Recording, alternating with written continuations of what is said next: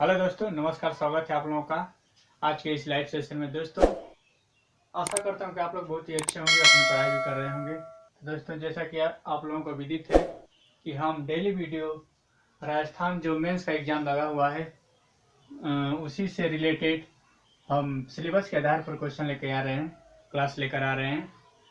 तो आज हमारा क्लास चलेगा राजस्थान के लोक देवता।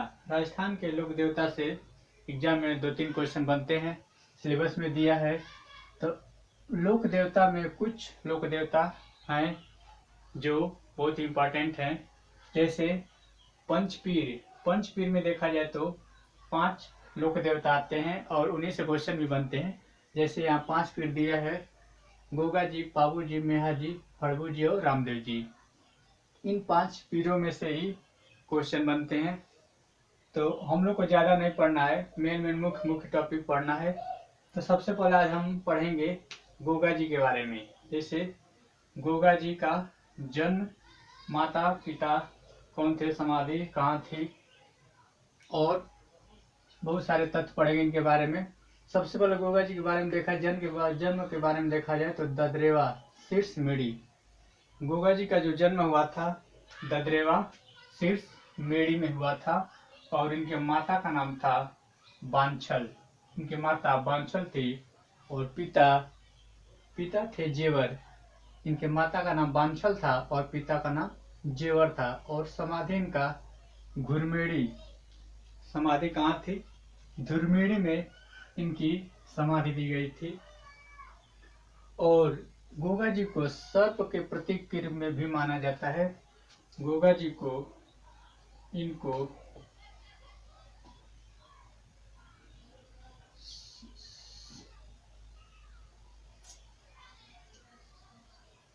इन्हें सर्प का प्रतीक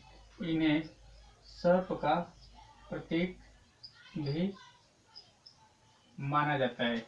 इन्हें सर्प का प्रतीक भी माना जाता है। गोगा जी को सर्प का प्रतीक भी माना जाता है। ऐसा माना जाता है कि गोगा जी को जहरी परी के नाम से पूजा करने पर या इनको याद करने पर सर्प का जो विष होता है वो विषहीन हो जाता है। गोगा जी को जैसे इन्हें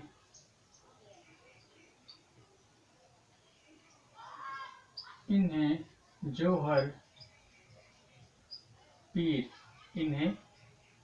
पीर के नाम से पूजने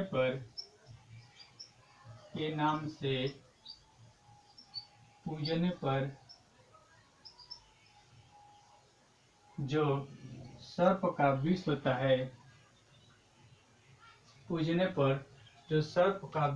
है, वो सर्प का विष होता है, वो प्रभावहीन हो जाता है। वो प्रभावहीन यानी उसका कोई प्रभाव नहीं पड़ता है, प्रभावहीन हो जाता है। यानी गोगा जी को सर्प का प्रतीक भी माना जाता है। और ऐसा माना जाता है कि गोगा जी को जोहर पीर के नाम से पूजने पर जो सर्प का विष होता है वो विषहीन हो जाता है। इसी से क्वेश्चन आपका बनते हैं, इससे भी क्वेश्चन बनते हैं। और इससे पूछा जाता है कि सर्प का प्रतीक के रूप में किस देवता को माना जाता है, तो गोगा जी। और इन्हें जोहर पीर, इसको ध्यान रखिएगा, जोहर पीर के नाम से पूजने पर जो सर्प का विष होता है वो विषहीन हो जाता है। इनके एक बार और देखिएगा, इनका जन्म देखा जाए तो ददरेवा शीर्ष मेड़ी में हुआ था। माता का नाम बांछल था और पिता का नाम जेवर, और उनकी समाधि थी धुरमेड़ी।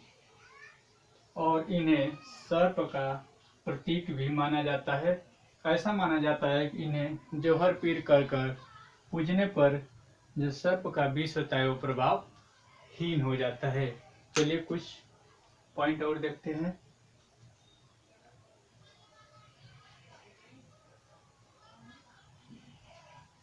कुछ पॉइंट और देखते हैं जिससे एग्जाम में क्वेश्चन बनते हैं।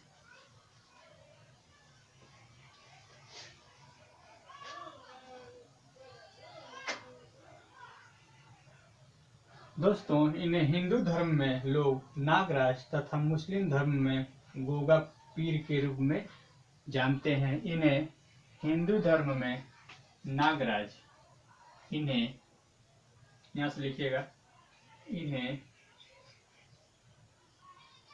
हिंदू धर्म में हिंदू धर्म के लोग, इन्हें हिंदू धर्म में नागराज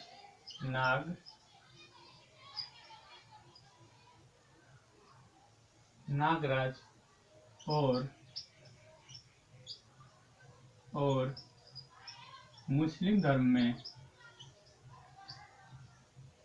हिंदू धर्म में नागराज और मुस्लिम धर्म के लोग गोगा पीर, मुस्लिम धर्म के लोग, मुस्लिम धर्म में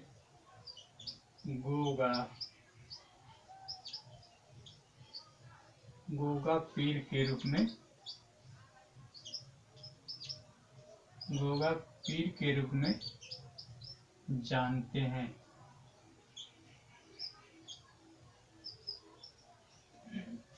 इन्हें हिंदू धर्म में नागराज, इसको ध्यान रखिएगा, हिंदू धर्म में नागराज और मुस्लिम धर्म में गोगा पीर के रूप में जाना जाता है। यानी हिंदू धर्म के लोग इन्हें नागराज के नाम से पूजते हैं और मुस्लिम धर्म के लोग इन्हें गोगा पीर के रूप में पूजते हैं।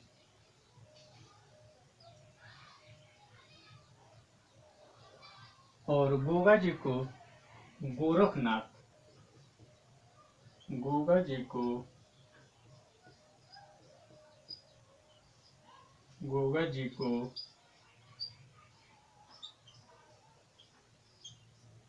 गोरखनाथ एवं महमूद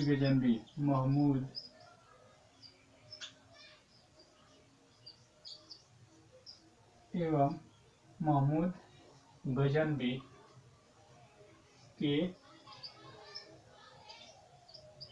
समकालीन माना जाता है, समकालीन माना जाता है। गोगा जी को लोग गोरखनाथ एवं महमूद गजनवी के समकालीन माना जाता है।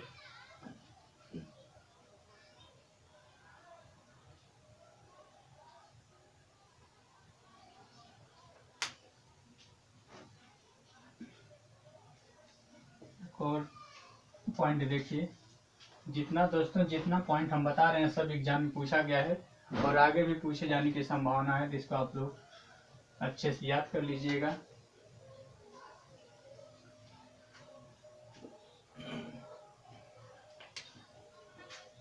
गोगा जी की याद में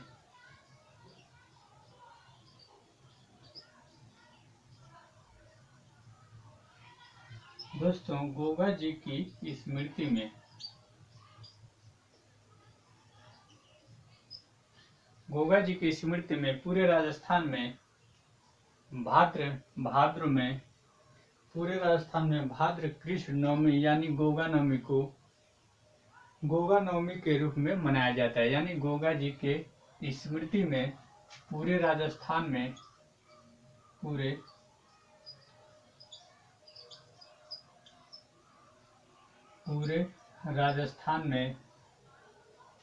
भाद्र कृष्ण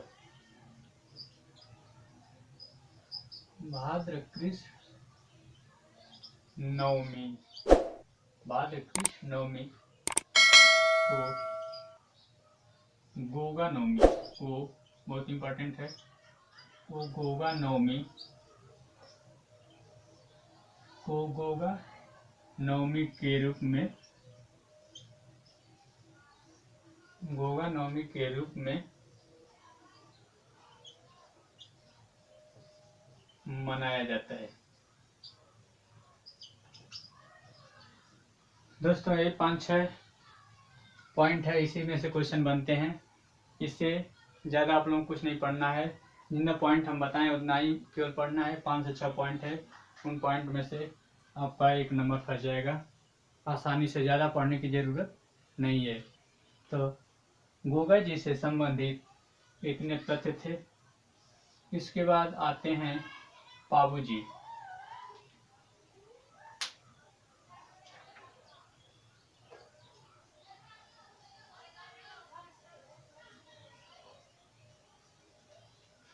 दोस्तों चलिए इसके बाद हम लोग देखते हैं पाबू जी के बारे में। पाबू जी का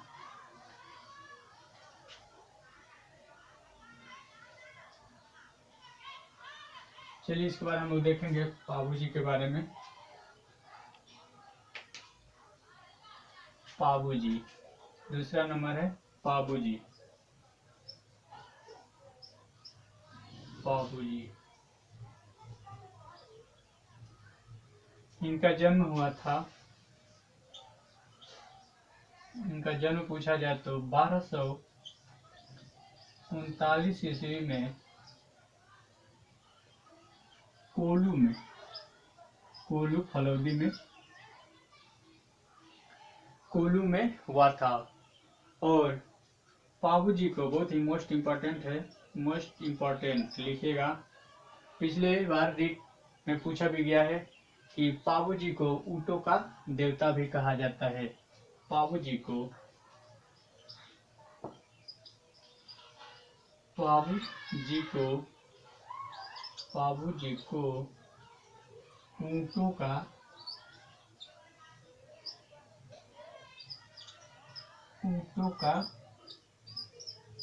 देवता, पाबू जी को ऊँटों का देवता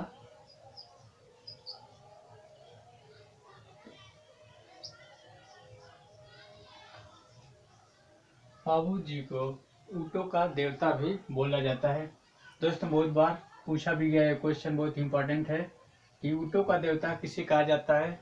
पिछली बार अभी 2021 में पूछा भी गया है कि ऊँटों का देवता किसे कहा जाता है। तो आपका राइट आंसर होगा पाबू जी। इनका पूजा स्थल है फलौदी में। इनका पूजा स्थल है जहाँ पे इनकी पूजा की जाती है वो है कोलू फलौदी। इनका पूजा स्थल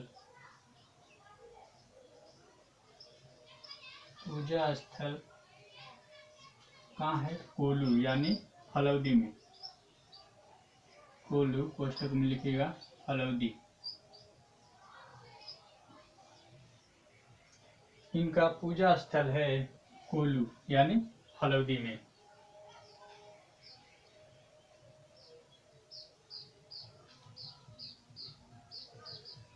दोस्तों पाबू जी को ऊँटों का देवता इसलिए बोला जाता है कि सबसे पहले पाबू जी ने मारवाड़ में ऊँटों को लाने का काम किया। मारवाड़ में सबसे पहले ऊँट यही लाए थे। मारवाड़ में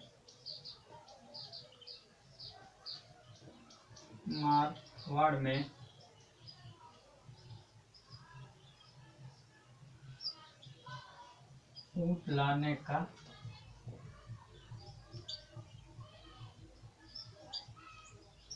कार्य किए।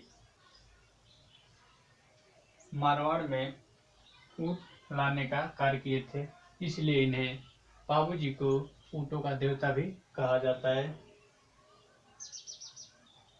दोस्तों पाबू जी से इतना ही 2-3 पॉइंट हैं। एक तो पूछा जाता है ये है पाबू जी को ऊँटों का देवता किसे कहा जाता है, यानी पाबू जी को इनका पूजा स्थल पूछा जाता है। और एक पूछा जाता है ऊँटों को लाने का श्रेय किसे जाता है मारवाड़ में, तो है पाबू जी। दोस्तों इससे बाहर आप लोगों का कुछ नहीं जाएगा पाबू जी से। कहीं से भी क्वेश्चन बनेगा तो इतना में घूम फिर कर रहेगा। सबसे पहले इसको आप लोग याद रखिएगा, ऊँटों का देवता किसे कहा जाता है? तो ऊँटों का देवता बाबूजी को कहा जाता है दोस्तों। इसके बाद कल हम लोग पढ़ेंगे मेहा जी। मेहा जी कौन थे, इनका जन्म कब हुआ था, इनसे क्वेश्चन कैसे बनते हैं। कल मेहा जी और हड़बू जी को हम लोग खत्म कर देंगे, छोटा छोटा पॉइंट है। तो आज हम अपना वीडियो यहीं पे क्लोज करते हैं दोस्तों। आप लोगों का ज़्यादा समय नहीं लेंगे, फिर मिलेंगे कल यानी नेक्स्ट वीडियो में। तब तक के लिए धन्यवाद।